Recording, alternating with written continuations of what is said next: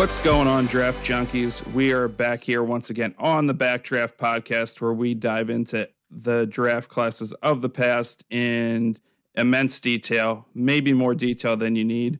But for all your latest draft information on those draft classes, we've got you covered. I am joined by my co-host, Ryan Struve. Ryan, how are you on this winter day? I'm doing well. Nice little coating of snow out there in Maryland. I know yours is similar up there in Pennsylvania. You got to be happy after your birds took care of business last weekend. Yeah, I mean, facing the Raiders is definitely, I guess cure for some bad play. The Eagles have been not great, no secret there, but facing the Raiders is definitely the cure for that. I think the Raiders had 75 yards of total offense or whatever it was, absolutely terrible. So it was good for the Eagles to get back on track and at least get back in the win column. I think they should have the division wrapped up, especially with the Cowboys losing. So at least, trending in the right direction on that front. Still a long ways to go in terms of being comfortable with what they look like, but at least it was a step in the right direction and getting back on track. Yeah, I think they clinched the division with either one more win or one more Cowboys loss, and they faced the Commanders twice, who just shut down their quarterback for the rest of the year. So if you can beat Mariota once, you're in there on the 3 seed. If the playoffs started today, they would face the Niners in the first round. What do you think about that? Would you rather face the Niners or the Seahawks or the Packers, which would kind of be that group of teams that could be in the mix for the 6th seed? Yeah, I mean, I guess if you're looking at those 3 teams, I mean, I'd probably say the 49ers just because they've, kind of been up and down and maybe a little banged up. Obviously, at the wide receiver position, not exactly what, anybody thought they were going to be with, not having Brandon Ayuk all season and kind of had Ricky Pearsall and all of those guys banged up a good majority of the year, but still not an easy matchup by any means. But I think if you are able to avoid the Packers, probably for the best. And, but then again, maybe you want to play the Seahawks because, Grandpa Phillip Rivers gave them everything they could handle this past week. And that was, I think a lot closer of a game than I think anybody saw coming. So probably say the 49ers or the Seahawks, but probably still lean 49ers. I think, the Seahawks still are, very good offense with JSN and Darnold and have, been pretty explosive all year. And that's also a strong defense. So I think probably do lean the 49ers, I think, in that out of those teams. Yeah, I mean, they're all good teams, and we'll have to see what happens with the Packers with Micah Parsons, done for the year, right? That's going to hurt their defense, obviously. Absolutely. There's one school of thought that might say, face Sam Darnold, make him show you, because he's folded every time he's played in the playoffs. He did it last year down the stretch with the Vikings. So maybe you want him to have to show you that he can actually beat you. But yeah, we've got to talk about Old Man River. You and I were not super optimistic about his chances in that game, but he had them with a lead, under a couple of minutes left in that game. I was shocked by that. I can say that. Yeah, I mean, it was, probably a better performance than I think I expected. Obviously, you look at the numbers, not eye popping by any stretch. 18 to 27, 120 yards. He did throw a touchdown pass, which was, nice to see. Obviously was not winging it downfield at all. And I don't think anybody thought that he was going to be doing that. They relied on Jonathan Taylor a lot, pounded the rock with him basically all game. And I think that was the game script that probably a lot of people expected. And, Rivers is obviously not in the best of shape. He was obviously, not, 5 days from signing his contract. So, not going to be in 100% playing shape. And, I don't think did bad. Kept them in the game the whole way, and their defense played well enough to keep them in it. And you know, all in all, I guess it could have went a lot worse. You know, at the end there when they kind of needed to throw it down the field in those last couple seconds, obviously he just he wasn't able to do that. You saw the couple times he kind of tried to throw those 15, 20-yard passes. There was a couple times, but some of those passes were just kind of ducks, and he just didn't have it. But all in all, I think wasn't as bad of a performance as I would have expected. Especially against a team like the Seahawks, which is, considered to be one of the top handful of defenses. Oh, shoot, I just went out.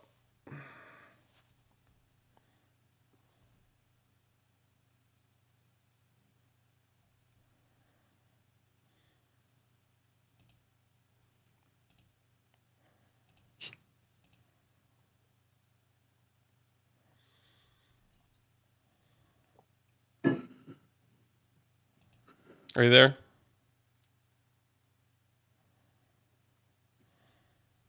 Back. Are you there, Chris? Yeah. I'm sorry. That's all right. That happens. That was my bad. The internet here has been really poor today. Anyway, I'll start the answer again. I think it's especially a good showing for Rivers, given that they were playing the Seahawks, which is supposed to be one of the top handful of defenses in the NFL, right? So with an okay showing against them, I wonder if him able to come back and just pick up a playbook and play at I wouldn't say it's a high level, but at an okay level against a very good NFL defense in just a couple of days. That's got to be quite an indictment on quarterback development in the NFL, don't you think? Yeah, I think the fact that they thought that they couldn't trust Riley Leonard, that they couldn't trust kind of some young quarterback off the street, that they felt more comfortable going with a guy that hasn't played since 2021, a guy that kind of was familiar with how the team operates and their playbook. Obviously, there's some nuances I'm sure that have changed since he's been there, but they were obviously more comfortable and confident with what Rivers brought to the table than anything they currently had or could have picked up at the last minute, kind of here at the end of the season after Danny Dimes goes down. So it's very interesting, and he was able to not have a bad performance. I mean, yeah, like you said, I don't think he wasn't lighting the world on fire by any stretch, but at the end of the day, he had them right there with a chance to win. And, if the defense, doesn't give up the chunks of yards and allow Seattle to get in the field goal range, they're coming out with a win there, and, it's a great story. So, it's definitely, he almost had him there. Yeah, I mean, the Colts kicked a field goal with 47 seconds left to go up one, and then just fell apart on defense, allowing the Seahawks to just march down the field in 20 seconds and kick a field goal to win the game. I think the Seahawks probably overlooked them a little bit because the Seahawks have a dance with the Rams on Thursday night and probably thought, we're playing Old Man River on Sunday. We can just roll out the defense and roll out the offense and go to work. And they got forced into 6 field goals. And so they moved the ball pretty well, but ultimately couldn't punch it in. I think they just overlooked them quite a bit. But it's gonna be a tough road for the Colts going forward. I mean, they have to leapfrog a team, and they have a crazy hard schedule. So I don't see them going to the playoffs, but it's certainly adding a little bit of fun excitement to the end of the NFL season, which can be a little bit of drudgery. Any other hot news you want to chat about before we jump into the draft? No, I don't think so. I think even if the Colts don't end up getting there, I think it's a fun story. I think I think everybody kind of wanted to see what Rivers had last week, whether um, you're a fan of the Colts or not. I think just as a human interest story, I just think it was interesting to see what Rivers could do at age 44 and 4 years away from the game. And I think an underrated part of this is something I found really interesting was the fact that his NFL insurance was about to end and now it resets till 2031. And I thought that was an interesting part of it. So is that why Philip Rivers came back to take care of those kids? So I just thought He's that was also funny. he's also resetting the clock on his Hall of Fame snub. I mean, there's Exactly. no way he's getting in. I mean, he's a really good quarterback. He's sort of one of those almost get in kind of guys. He's not going to get in, but they don't have to officially exclude him until now 2030, assuming this is his last year, which I suspect it probably will be. Yeah, I mean, I Um, doubt he would come back again. And yeah, I mean, one of those guys that if he had a ring, maybe he'd I'm sure have a lot better chance. But yeah, I think he's probably borderline, but not quite there. all right, so let's jump into the 2007 NFL draft, Chris. There's a lot to talk about in this draft, especially in this first round. So why don't you set it up for us? Yeah, so the 2007 NFL draft was very interesting one. Back in the days where the draft was held at Radio City Music Hall, a very iconic venue. And this was a very interesting draft. Bleacher Report actually called this draft class the greatest draft class in the last 25 years due to the amount of Hall of Famers and reliable starters that came out of it. There were a good amount of Hall of Famers, a lot of very, very strong, fringe star players that came out of it, as well as some very high caliber busts. One in particular that we're going to get to. At the top, I guess we'll dive into the star players first. I think one of the biggest names, obviously, that anybody's going to associate with this draft in terms of the star talent is got to be Calvin Johnson.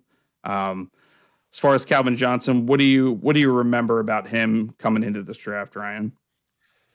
Well, I mean, he played for. He's another one of these wide receivers that went and played for a relatively mediocre college. His parents are really well educated. His mom's got a PhD in education, and so they really hammered education to him. And so he went to a school that's a pay grade above most of your state flagship schools in terms of academics, right? Which is Georgia Tech. And he went there, and he was don't get me wrong, he was a really good player for Georgia Tech, but it was not a particularly good team. I think they went 9-5 or something like that in his junior year. But he was obviously the focal point of the offense. He had 1,200 yards or whatever. Like he was definitely showcasing. The thing for me is that Calvin Johnson. Like I grew up in the 80s and 90s watching really good wide receivers that were pretty slight. Like they were usually tall, but they were usually pretty thin. Jerry Rice was pretty thin. Randy Moss was pretty thin. They were fast and sometimes tall, but usually pretty thin. Bigger guys played running back or linebacker or whatever. He looked like a middle linebacker playing wide receiver, and as just like a physical specimen, he's probably the most impressive physical specimen like the NFL's ever seen, in my opinion. To be a guy that's that big, he's 240 pounds. He weighed 240 pounds at the combine. The pre-draft combine is 6'5", and huge hands, these big mitts that would just snatch a ball out of the air. And I don't remember ever seeing a guy that big that was that fast. I mean, he ran a 4.3 40 at the combine. And so he just kind of like broke the mold, I think, on what an NFL receiver was supposed to look like. What about you? Yeah, I mean, I think it definitely is very interesting. Georgia Tech is not where you would think a guy with Calvin Johnson's skill set would end up. Obviously, he was a 5-star recruit coming out of high school. Kind of interesting. He was the runner-up for the Georgia 4A Division Player of the Year. Uh, Guy who actually won the award was Sean McVay, who was a star quarterback at a nearby high school, Marist High School, which I thought was incredibly interesting. Um, he elects to stay close to home, get that good education, goes to Georgia Tech, which he said kind of Georgia Tech's always been, they've had some years where they're a decent program and, a little above average contender in the ACC, but nothing crazy. But Calvin Johnson was just, he was just an absolutely electric talent. He could just out muscle guys. Those kind of jump balls, Stafford could just go put it up, and he was always going to go get it. Um, you know, Led the league in receiving yards twice. Had I believe the second most in a single game in NFL history, 300 yards, and just the kind of guy that you just throw on the highlight tape and it just pops immediately of a guy that he is easily the best player on the field. Throw the ball up and he's going to come down with it. He is, like you said, I think different than the wide receivers of the past. I don't know that we ever really saw a guy like him, different than those, kind of lanky, fast receivers. Like, he was quick, don't get me wrong, but obviously had a little more power to his game and, could kind of outmuscle some of these guys. And, it kind of was a shame a lot of those years where, the Lions weren't really contenders and, him and Stafford both were kind of forced to, kind of muddle with mediocrity there and weren't really contenders since Detroit, didn't really build a winner around them a lot of years. So, for one of the, probably one of the greatest receivers that ever played, you could maybe make an argument that he's near the top of that list, even in, the short time that he did play, only 9 seasons. Just one of the more impressive receivers I think we've ever seen. Yeah, he still has the single season receiving record. He was a guy that could go up and get a jump ball. He also could go over the middle because back then, like, players could get creamed going across the middle, and he could certainly do that. I think the closest analog that's in the NFL right now is probably DK Metcalf, who's an inch shorter and 20 pounds lighter, but kind of similar, like a much bigger wide receiver than you typically see, and who's lightning fast. I mean, they were both track athletes when they were in high school, and extremely fast, certainly for their size.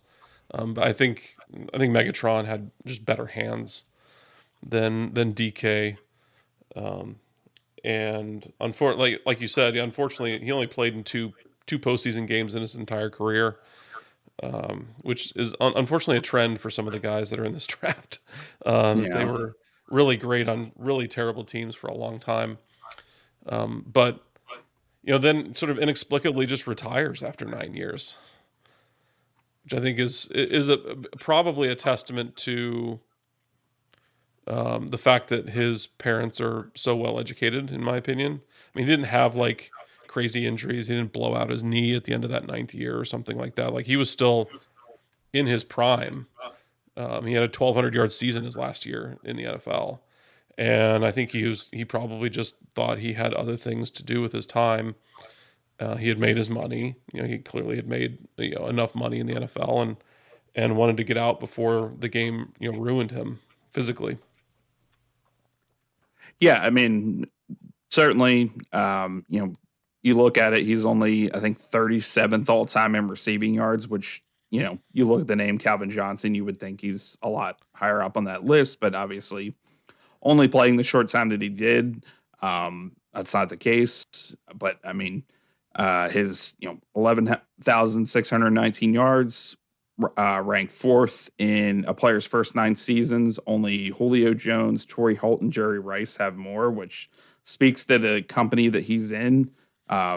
He is one of the best, and the fact that he was confident enough to just walk away from the game at that point was, maybe it was a combination of kind of getting frustrated with the fact that the Lions didn't build a team around them, and maybe he kind of didn't want to play anywhere else. Maybe he didn't want to, in this day and age, a lot of times when guys get frustrated with, the direction teams heading, it's, simple. They make that trade request and they're off, somewhere else. But, maybe he just wasn't wired that way and didn't want to play anywhere else and just, kind of like Barry Sanders just steps away from the game before, it takes a toll on him. And, that's kind of it. And, he, walks away at a relatively young age and, still probably had, I'm sure, a good, 4 or 5 years probably of being an elite receiver left in him, I'm sure. Yeah, he was on Dancing with the Stars. Did you watch him? I did not, but I do remember that. He got third, which, there's a lot of NFL players, ex-NFL players that have done well on Dancing with the Stars. I think it's because of footwork. Like they're good at learning routes and footwork, and they can Right. I make think that Emmett work. Smith won one of the Mhm. years, I think, if I remember right.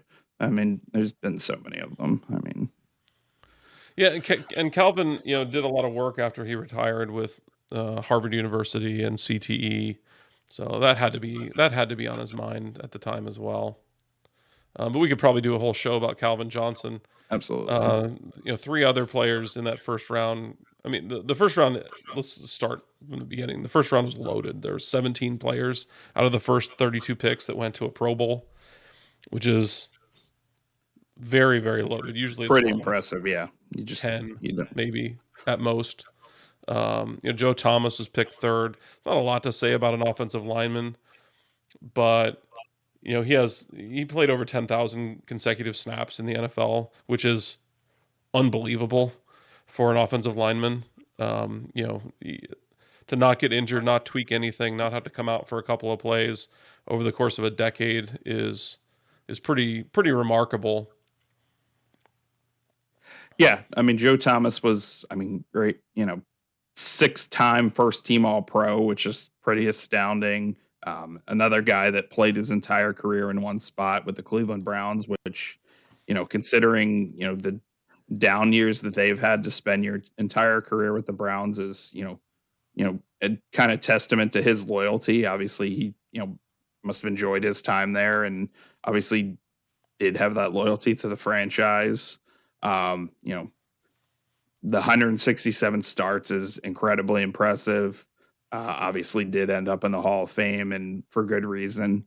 So, obviously, offensive line isn't a sexy position per se, but you'd have to put Joe Thomas as one of the top stars that came out of this draft, even though, you said offensive line isn't the most, you know, exciting position, but, he certainly had an incredible career.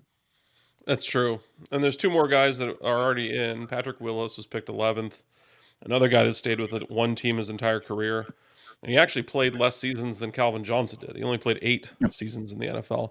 I think this goes to show that the NFL really rewards peak over kind of longevity and racking up stats over the course of a long career. Because Patrick Willis again only played 8 years, but was probably the best middle linebacker in football for those years. Absolutely. He was, that even just his first rookie year, obviously one rookie of the year, not a surprise, 174 combined tackles, was just a tackling machine throughout his career. 5-time first team All Pro, and only 8 seasons, and that's and still ended up in the Hall of Fame in 2024. So that you're right, that is It took him it 5 years to don't get in, so I think if he'd played another couple of years, maybe he would have been a first ballot guy like Calvin and Joe. But certainly deserved. And then Darrelle absolutely. Revis, also in the Hall of Fame, was picked Yep. 14th by the Jets.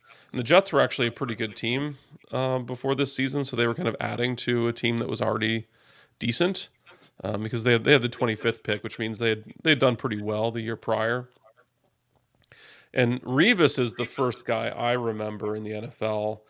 And there are, of course, shutdown corners before Darrelle Revis, you know, Deion Sanders and some other guys. But Revis is the first one. I mean, they talked about Revis Island. I mean, that was actually a term of art when he was playing. because he would stand over there and just cover a guy, and he was so good that receivers would not even get thrown at during the game. Like you look at some of his stats and you think, wow, he didn't really have that many picks or that many passes defense. That's just because he took half the field out of play. Yeah, guys would just be completely, taken out of the equation. You would even like back in the day, like if you're, if like Chad Johnson in fantasy, you're like, do I even want to start him this week because he's going up against Darrelle Revis? Like you're going to that side of the field, you're not gonna most likely, do very well. I mean, it 29 career interceptions, had a couple years where he had 5+ picks, but for the most part was not, the stats aren't super gaudy. He just absolutely neutralized star wide receivers. And I remember there was one year where like there was a whole list of like star wide receivers that he completely just completely shut down, like when like Terrell Owens was in his prime, Chad Johnson, like all those guys just completely, took him to task, and they, had a catch or two maybe against him when they played, but, nothing of note. And he was just, as good as it gets in this kind of time period. And then there's a couple more guys that were in that first round that may get in. I'd love to hear your take on that. Um, I would imagine Adrian Peterson's probably going to get in. He's eligible, I think, next year because he last played in 2021. And Marshawn Lynch, which I think is a bit of a borderline call. I don't know if you have anything to say about either AP or Marshawn. Yeah, I think Peterson, I would lean yes. He had a handful of years of just being super elite running back, just uber talented. Obviously, in the early 15,000 career yards. The first, maybe almost 10 years of his career was, most of those years he's a 1,000-yard rusher. A couple of those years were 1,500 even. Even had a 2,000-yard season, second most yards in a single season, only to the Eric Dickerson record, which obviously is insane. Won the MVP that year. And then obviously coming out of Oklahoma, just really, as a true freshman in Oklahoma, he was runner up to the Heisman as a true freshman to Matt Leinart, which is, pretty darn impressive. And, coming into the league, just completely burst onto the scene and, 7-time Pro Bowler. The list is endless with the accolades, and I just think that with all he accomplished over the years, I think that he will get in. Maybe not first ballot, but I think he'll be in there. I think the talent is there, and how many years he did it for. I think he kind of has to be in. Yeah, I mean, he won a league MVP, which running backs never do anymore. No, And that's he was a very different kind of running back. Usually, running backs back then would kind of lean, like they get the ball and they kind of lean forward. He was a very upright runner, right? Looked like Eric Dickerson. I've had this like straight upright form when he took the ball. And I remember he would go, like he'd get 2 yards and then he'd get 3 yards and 2 yards and maybe he'd lose a yard and then he'd bust a 90-yarder, right? Like he was that kind of a running back instead of a guy that got you 5 or 6 yards every time he touched the ball. And I think, him touching the ball 300 plus times. I mean, his second season, he had almost 400 touches. I think that wore him out. And he was just kind of injured throughout the rest of his career a little bit. Like if you look past his first 4 years, like he'd play 12 games or 14 or 7 or 9. Like I think that it really hurt. He only had a couple of seasons after that where he played full seasons. And I think he was just kind of injured all the time a little bit. And I think he's definitely going to get in. Like the NFL really overlooks off the field stuff because there's a lot of off the field stuff regarding Adrian Peterson, charges against him for, hitting his kid and, other kind of stuff that took place. But his MVP plus all those yards, like sort of in the class of LaDainian Tomlinson, I would say, in terms of like total career production. Yeah, I mean, if you think of, most kind of polarizing running backs of the, 2000s, 2010s, it's, you've got your LaDainian Tomlinsons, maybe your Priest Holmes, and, Peterson's in that category. And I think deservedly so. I think it definitely is worth noting. I think he did kind of break down, especially after he left Minnesota. I mean, he was kind of a shell of himself, he had a 1,000-yard season with Washington in 2018, but aside from that, was just very kind of middle of the road, like averaging less than 4 yards a carry, and really didn't do a whole lot. Just was certainly not the Adrian Peterson that he was early in his career. But I think ultimately he will get in. There's just too many years of being an elite back and too many of those, kind of impressive years for him to be overlooked. I think that he'll ultimately be in. I mean, if they let Ray Lewis in, I think on the first ballot, and he was involved Fair point. in. You can question what his role was exactly, but he was involved in some way in a homicide. So I Questionable think that situations. a more interesting case, I think, is Marshawn Lynch, who's got like 4,000 less yards than AP, but won a Super Bowl and kind of coined this term beast mode. Like the term beast mode existed before Marshawn Lynch, but really came about through his play. He launched a brand called Beast Mode. Like he's a really interesting character. Yeah, Marshawn's very interesting. I question if he kind of had enough years of being kind of that, like, elite top tier running back to be in. It's What really does he only have? 4 like Yeah, I mean, he had really elite years. 6,000-yard seasons total. Obviously his last, about 4 seasons were, when he ended up with the Raiders those last couple of years, and then he had one final sit in Seattle, which, strike that from the record pretty much. But um, you know, I don't think there's enough longevity with him to get in. Obviously he had a great career, 85 career touchdowns, 10,000 yards. Obviously was key on those, Seattle teams with the Legion of Boom, and when Russell Wilson was there, and you know those teams that were competing for Super Bowls, and obviously he was a big part of that. And I think he has a case, but I don't think there's enough there for him to get in. I don't think there's enough elite years kind of for him to sneak in. How would you compare him to, say, like Terrell Davis? Because I think he's similar to Terrell Davis. Marshawn Lynch obviously played longer, but in terms of peak, like Terrell Davis literally only played 7 years in the NFL and only really had 4 good years That's in the true. NFL. He did have the 2,000-yard season, and he got in, admittedly not in his first year. It took him 10 years to get into the Hall of Fame, but he did ultimately get in. That's true. I mean, I guess it's tougher because Terrell Davis had those first 4 seasons were, beyond ridiculous. He had, in '98 when Denver was going to that Super Bowl that they ultimately won. He rushes for 2,000 yards, 21 touchdowns, which, in these days just seem like almost unheard of.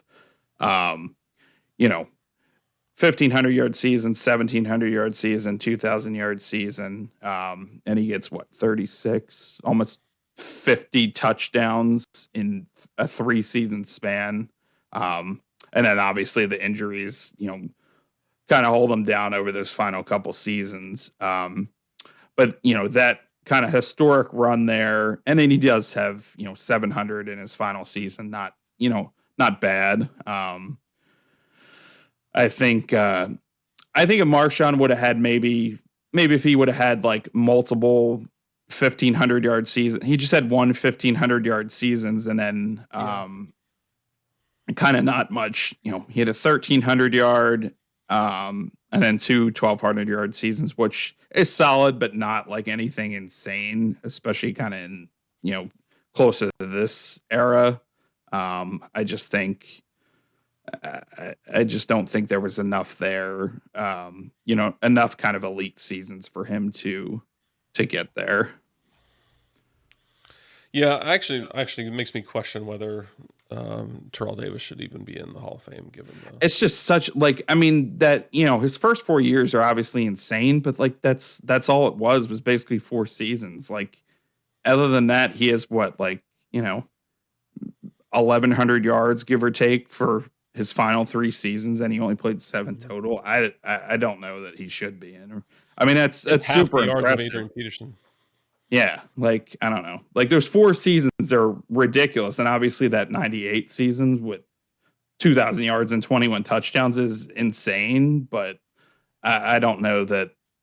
And he was, I guess, looking at the receiving numbers, that's, decent too, but at the same time, I still don't know that he should have been in for that little window that he had of being ridiculous. I think that might have been pushing it a little bit. Yeah, Marshawn, he famously wouldn't talk to the media, right? Didn't he turn down interviews? Yeah. He said, "I'm just here so I don't get fined." And he would just sit there and give one word answers, or just not even answer. Like, he would literally just sit there.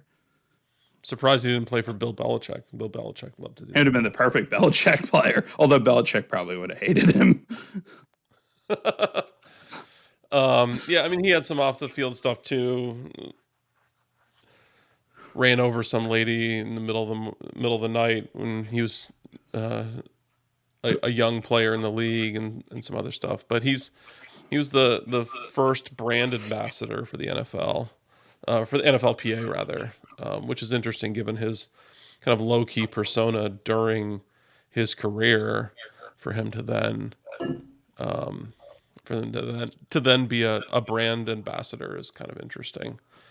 I remember this one famous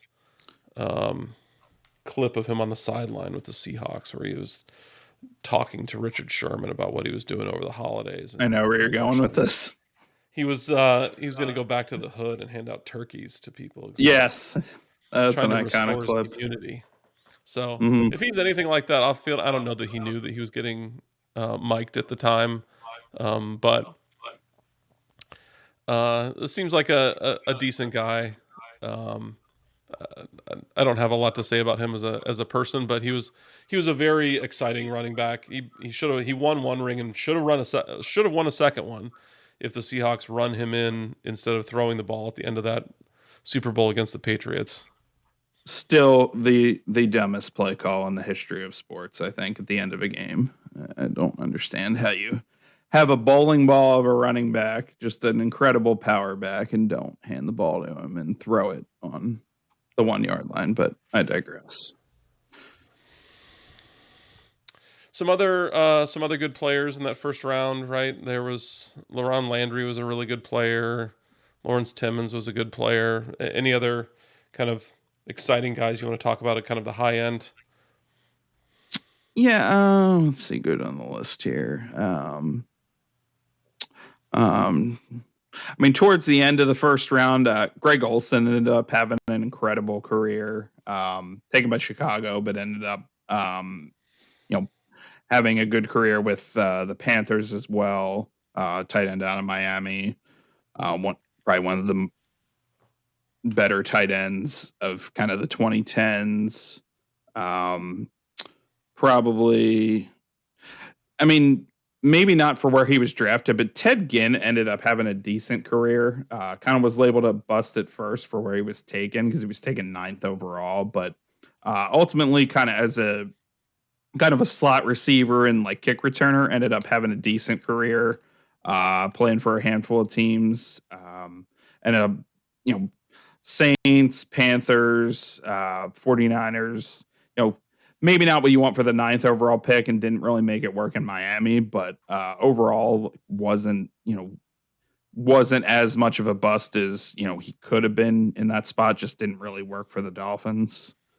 Yeah, he was a track guy. He was one of those. he's what Darius Hayward-Bay wanted to be, right? Mhm. He had like a 4.2 40 in his pre-draft workout. Didn't have like eye-popping numbers at Ohio State. Had good seasons, but not great seasons. I think it was the speed Yeah, he was that. a burner, and I think that's why he was a top 10 pick. Kind of, I mean, we've seen so many of those guys. Like we talked about John Ross a couple episodes ago. Same thing. Like they sneak into the top 10 a lot of times just based on that blazing speed. They run a good, have a good combine, and that's kind of all it takes. Sometimes teams are blown away by that speed and just kind of get intoxicated by it. Yeah, I mean, there were some. The track coach at Ohio State thought that he could qualify for the Olympics.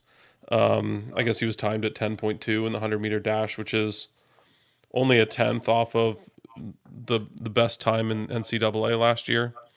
So that's some impressive speed, and unlike some of those other burner receivers, he had pretty good hands. I would say not elite hands, but certainly could catch a ball if it went his way.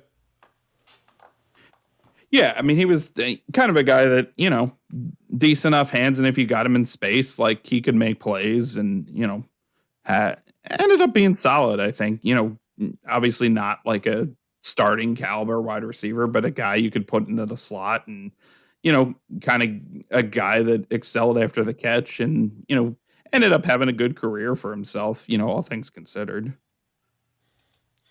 Yeah, I'll give props to the Niners for having a really great draft. They didn't hit on all their picks, but they had two in the first round, and they hit on both of them. They got Patrick Willis, Hall of Famer, and Joe Staley, who played tackle for over a dozen years and went to half dozen Pro Bowls. So that's a pretty good draft if you're getting those two players in the first round. There wasn't really a ton of stars. Usually there's a handful of players that are really good and kind of pop in the third or fourth round. That was not the case in this draft. It was extremely top heavy. Yeah, I noticed that in going through it. I thought it was very interesting how it kind of did seem to top off. There was a couple guys in the second round, like Eric Weddle, went 37th overall to the Chargers. Obviously, ended up having a really good career. Spent a little bit of time with the Ravens as well. But it was really, really top heavy. It seemed like after the first round, there was maybe like 6 or 7 guys, maybe a little bit more, that really were star caliber players, and kind of made a name for themselves. There was definitely a lot of misses. A lot of names I remember from watching college back in the day, but not guys that ended up doing anything once they got to the NFL.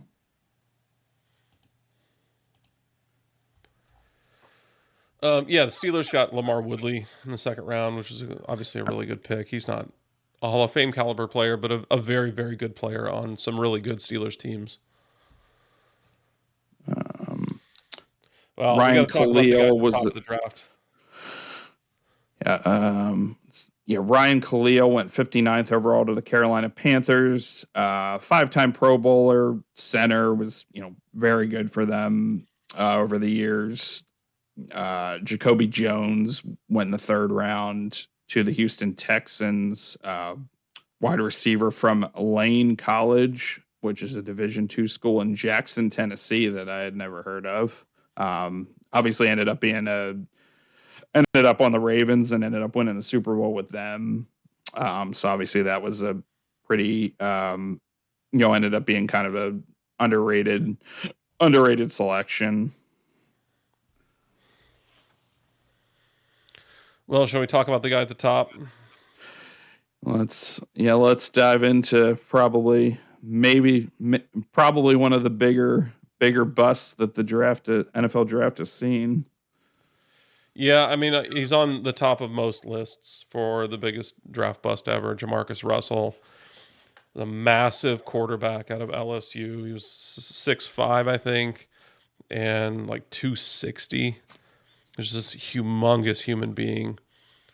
And LSU was a very good team. They didn't win any national championships, but while he was there at least. But a very, very good team in the SEC at the time.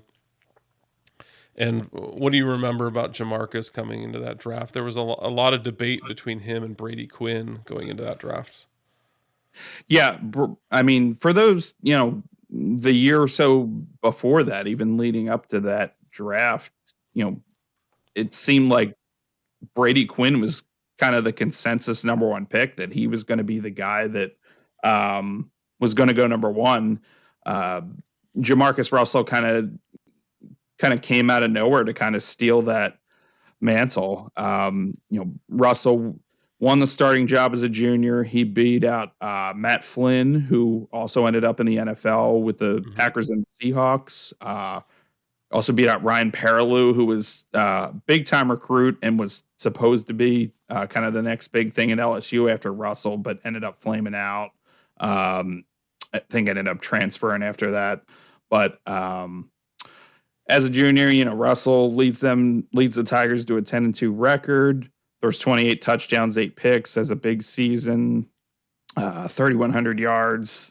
They get a Sugar Bowl win against Notre Dame. Russell's the Sugar Bowl MVP, and has the big season that he needs to, and really improves his stock. Stock's kind of through the roof at that point, and one of the former Browns GM, Phil Savage, who was the Browns GM at that time, said, quote, "His talent is substantial. He's a rare combination of size and arm strength," which I think was kind of the general consensus of most teams, that, if you just throw on the tape, it's just, he was this big, huge quarterback that could, throw it a mile down the field. And I just, can't remember many quarterbacks like that. Maybe in the mold of kind of like a Dante Culpepper, kind of a bigger guy that, had an incredible arm and, was, kind of a bigger stature. But, those kind of guys don't really come out very often. No, they don't. I mean, Peyton Manning talked about this. I don't think there's any video of it, but Peyton Manning talked about going to workouts with JaMarcus Russell and seeing him throw 60 to 80 yards from his knees, which is unbelievable. Peyton talked about running post patterns. I mean, Peyton wasn't running the post pattern, but they had receivers out there running post patterns for JaMarcus from the 20, and he was running them into the goalposts. So, was able to throw the ball 90 yards standing on his feet. Just an unbelievable talent that unfortunately got wasted. He famously held out, even after getting picked number 1 overall. He held out going into his first season with the Raiders, which I think is remarkable, given that the contracts at that time were humongous for number 1 overall pick quarterbacks. I mean, he ended up signing a deal for like $30 million guaranteed or something like that. Yeah, leading up to that draft, even, years later, Lane Kiffin, who was the coach at that time, gave an interview that basically said he didn't want to take Russell. He wanted to take Calvin Johnson. And then Kiffin actually got fired 4 games into that season, which is super interesting. And Al Davis, after the fact, who was obviously still the owner at that time, kind of went back on that and said that Kiffin was indecisive towards the selection of Russell. But it seemed like Kiffin was kind of was opposed to taking him at that spot. So I don't know if he, what he saw, but it seemed like he didn't want to take him. But the fact that, those contracts were ridiculous back then. He ultimately gets, 31.5 million guaranteed, and, he doesn't even see the field until December as a rookie. Like nowadays, when, rookie quarterbacks, most of the time they're, maybe they sit for the first couple weeks of the season, but usually they're in there midway through the season, in some capacity, because, team is probably struggling, or, some kind of an injury, whatever the situation is. Obviously, we've seen it time and time again. And Russell didn't get in there until December that season. Raiders had, ironically, Dante Culpepper on that team, Josh McCown, Andrew Walter all took snaps that year before Russell was able to get in there, and then finally starts a game. But he only lasted 3 seasons, which seems just insane. Well, he showed up overweight to training camp, both his second and third year. Yep. He was already a big quarterback, and then he was showing up at like 280 or 290, which obviously is going to hurt his it's going to hurt his mobility and his other skills. I mean, his stats, like that Oakland team was not good in 2008, so I hate to give him the win-loss record there, the 5-10 win-loss record. Stats were okay, right? He threw 13 touchdowns and had 8 picks. Did fumble a lot. I think, and you tell me what you think about this. I actually think JaMarcus Russell is more a failing of the Raiders organization than it is of him personally. So I look at a guy that was drafted with these unbelievable physical tools, and he's not an idiot. I mean, he scored a 24 on his Wonderlic, which is kind of right at the average for an NFL QB. So he's not someone who, this isn't Vince Young scoring a 6 or whatever he scored on his Wonderlic test. Like, JaMarcus is a reasonably intelligent human being. He gets pulled out of pre-draft interviews.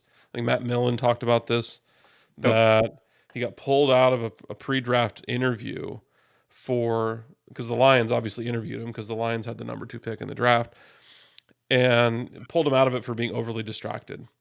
And he shows up after his first and second year in the NFL, and he's extremely overweight going into his training camp. Everybody talks about how distracted he is all the time.